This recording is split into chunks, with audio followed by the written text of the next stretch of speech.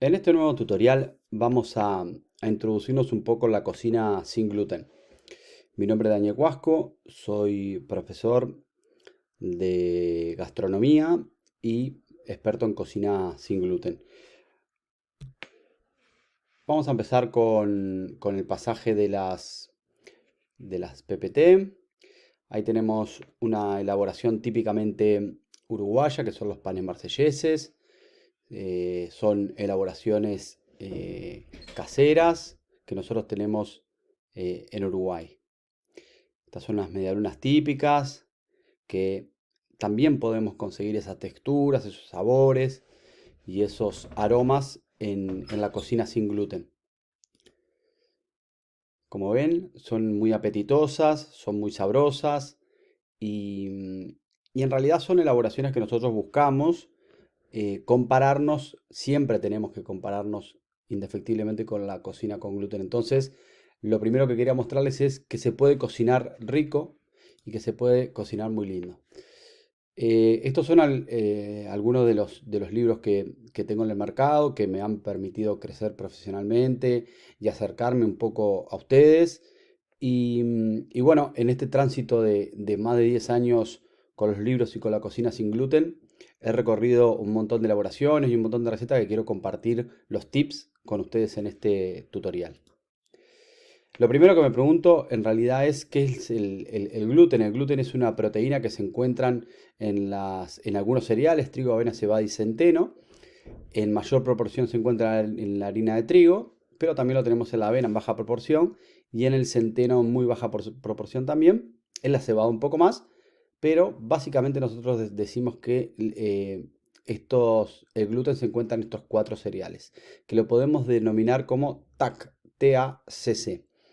Entonces nosotros ya podemos identificar la sigla TACC como trigo, avena, cebada y centeno, que son los que no pueden consumir gluten.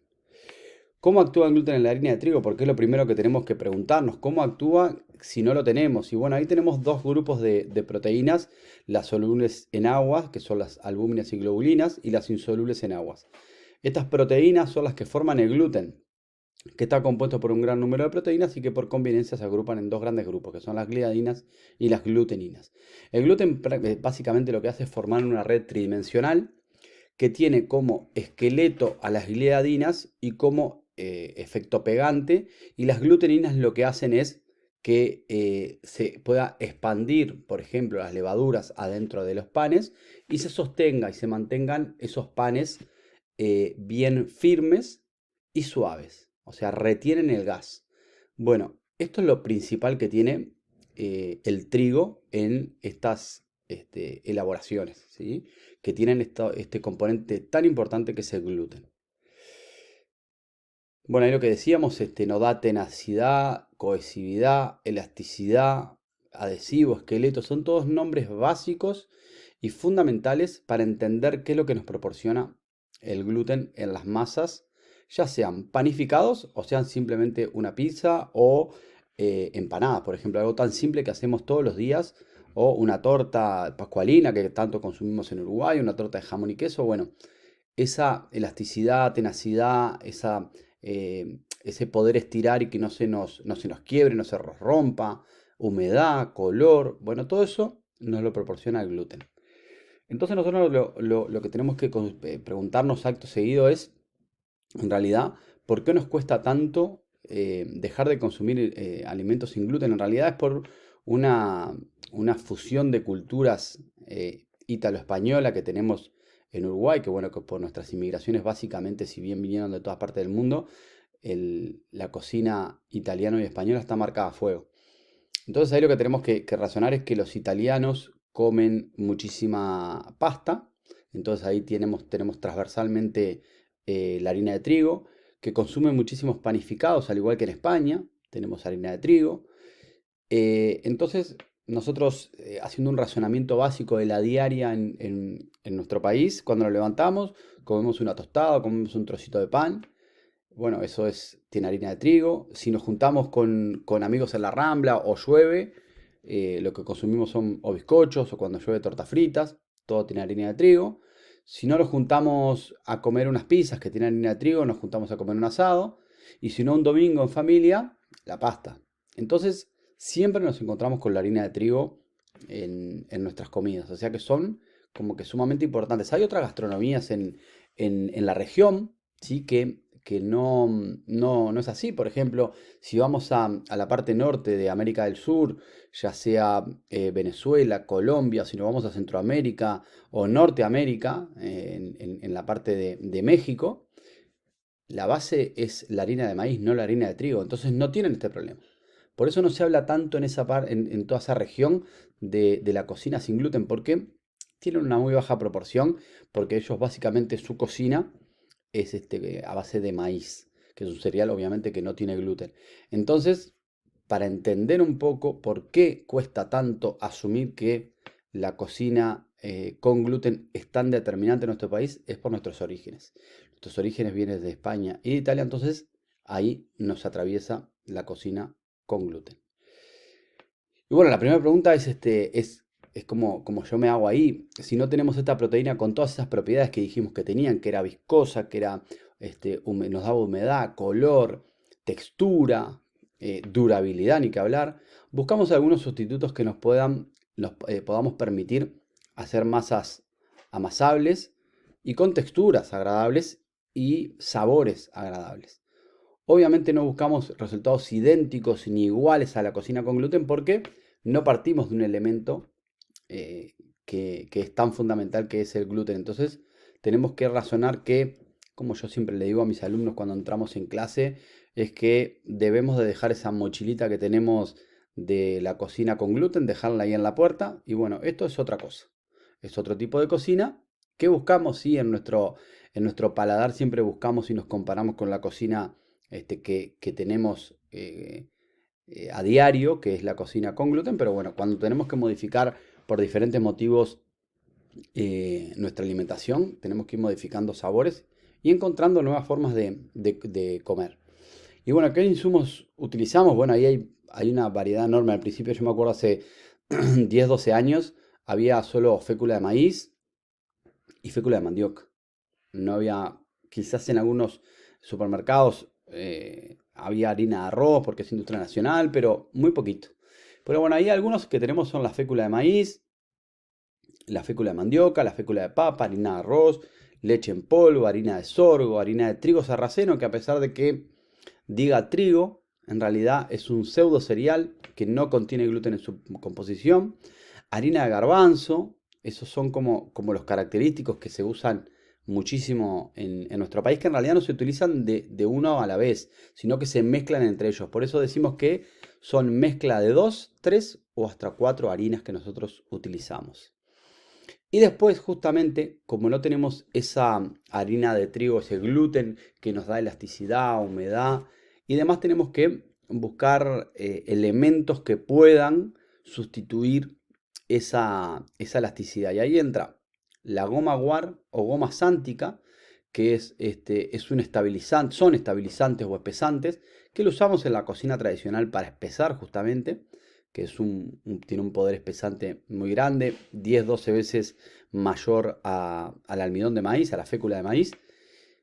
Y acá lo que hace es sostenerse, que esa masa que nosotros tenemos, que muchas veces queda poco maleable, la goma guar o la goma sántica me la dejan estables. ¿Qué quiere decir estables? Que quedan sostenidas en el espacio, quedan sostenidas sobre la mesa y no se explayan. ¿Tá? Eso es lo que nos da la goma guar o goma sántica. También nos da cierta flexibilidad, cierta extensibilidad.